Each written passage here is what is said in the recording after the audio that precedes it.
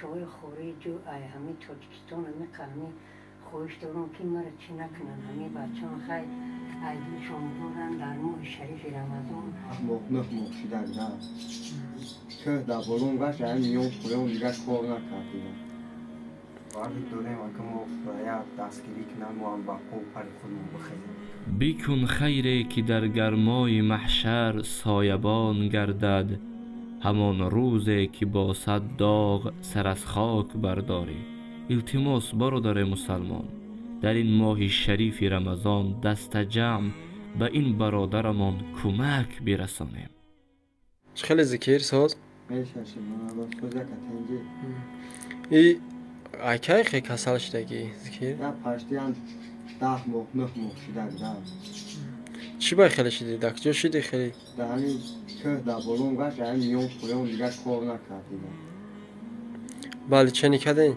چه نکردیم او چه نکردیم یا ما 15 روز با نیسه خرابالو خور رفتیم اینا با 8 مخشیده دخل نخوریم.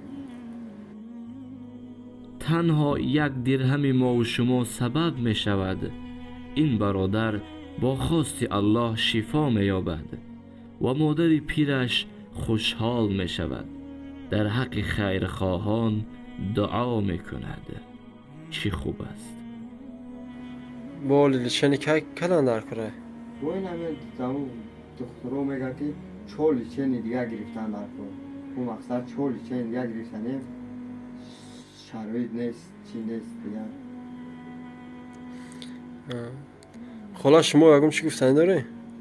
ما همه بچه های خارج و همه تاجیکستان همه قلمی خواهش دارم که مرا چی نکنن. همه بچه ها خیلی عیدشان دارن در ماه شریف رمضان. خدا پروردگار در امان خدا باشن، خدا نگهبانشان باشه و عیدشان برارن. اگر همه چی کنن همه میندار خدا خور نشون. پروردگار در امان خدا باشن. اما دیگه چی هیچ ای میون کجا شاید ها؟ میون کلون کنم کو خلا ایست که بینیم شد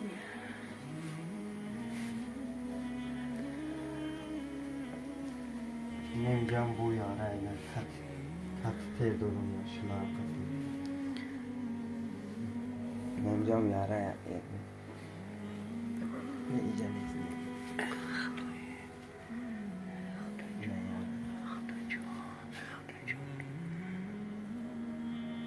این پراش سوسیدگی بود دایی پراش شده هم یاره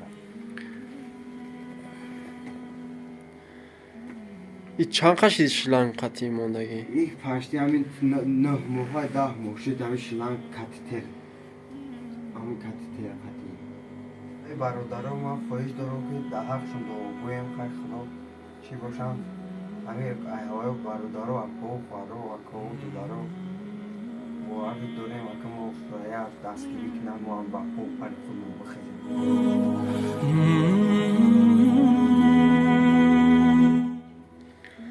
ذکر نمره تلفن چنده که بعد زنگ بزنم پرسنم؟ تلفونی من ده تنها 5 77 34 35 نمره کارتم 97 62 4 تنها 26 73 40 45 اون دلارو و اگه داریم اگه ما باید دستگیری کنن و هم با خوب پر خودمون بخیزیم. ببینید که مدت 10 ماه است بالای جایگاه خواب است. درد زیاد دارد. مادرش غم میخورد. البته فرزند است. برادرای مسلمان بیایید ما و شما دست جمع شویم در این ماه مبارک رمضان 10 روبل 50 روبل به این برادر خیر بکنیم تا اینکه با خواست الله و با دستگیری ما و شما شفا بیابد و دل این مادر پیر را خوشحال بگردانیم.